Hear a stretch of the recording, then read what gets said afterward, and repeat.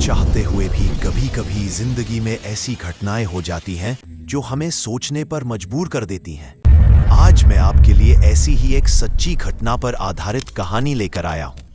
दिल्ली के एक पुराने हॉस्टल में कमरा नंबर B261 था।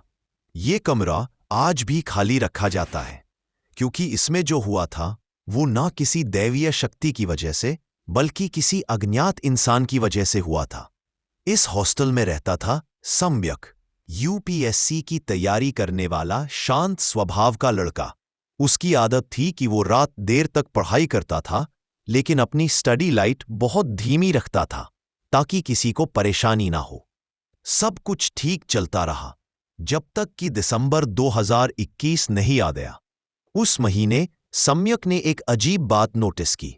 हर रात ठीक 2:45 बजे उसके दरवाजे पर 3 बार दस्तक होती थी, धीमी नपी तुली, जैसे कोई बिल्कुल पास खड़ा हो। टक टक टक। पहली रात उसने सोचा शायद किसी दोस्त ने मजाक किया हो।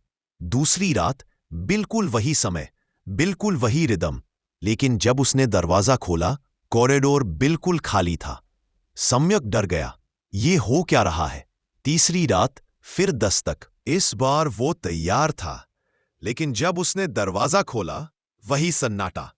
अगले दिन वार्डन ने कहा, चिंता मत करो, हम कल ठीक करवा देंगे। लेकिन वो कल कभी नहीं आया। एक रात सम्यक ने हिम्मत करके दरवाजे के नीचे झुककर देखने की कोशिश की। दस्तक हुई, टक टक टक, और उसे नीचे से दिखाई दिया हॉलवे में किसी इंसान की छाया। वो खड़ा था, लेकिन उसके पांव अजीब तरह से मुड़े हुए थे, जैसे किसी ने पीछे की तरफ मोड़ दिए हो। सम्यक का दिल जोर से धड़कने लगा। उसने चिल्लाकर पूछा, कौन है? लेकिन बाहर सिर्फ भारी सांसों की आवाज थी। डर के मारे उसी रात उसने अपने दोस्त नीलेश को कमरे में सुला लिया। दोनों ने सोचा 2 लोग होंगे तो डर कम लगेगा। रात के 2:45 बजे फिर दस्तक हुई, टक टक टक।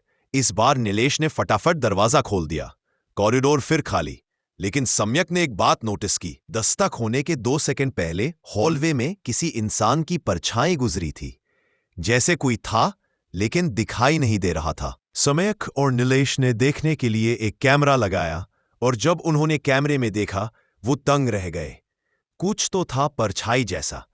अगली सुबह दोनों नीचे वार्डन से मिले। उनकी बात सुनकर वार्डन का चेहरा डर से सफेद पड़ गया। वार्डन बोला, तुम्हारे फ्लोर पर कोई नहीं रहता है, और B217 वो कमरा तो सालों से खाली पड़ा है। समेत ने घबराकर पूछा, क्यों?